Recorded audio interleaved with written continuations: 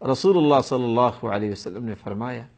ان من احسن الناس صوتا بالقرآن الذي اذا سمعته يقرأ رأيت انه يخشى اللہ، لوگوں میں سے قرآن مجید کی تلاوت میں خوبصورت آواز اس شخص کی ہے جس کو جب تم پڑھتے ہوئے دیکھو تو تمہیں محسوس ہو کہ وہ اللہ سے ڈر رہا ہے۔ اور سیدنا عبداللہ ابن عمر رضی اللہ تعالیٰ عنہ فرمایا کرتے تھے کہ رسول اللہ صلی اللہ علیہ وسلم نے فرمایا احسن الناس قراءة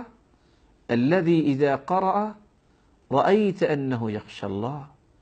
لوگوں میں سب سے خوبصورت قرات والا وہ ہے جب وہ قرات کرے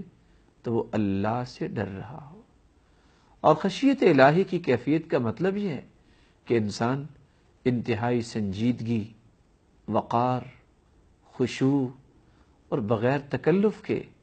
معانی پہ غور کرتا ہوا پڑھے، جیسا کہ امام ابن الجزری رحمۃ اللہ علیہ قاری قرآن کی تلاوت کی عمدگی کی کیفیت بیان کرتے ہوئے فرماتے ہیں مکملا من غیر ما تکلفی باللطف فی النطق بلا تعسف، قاری قرآن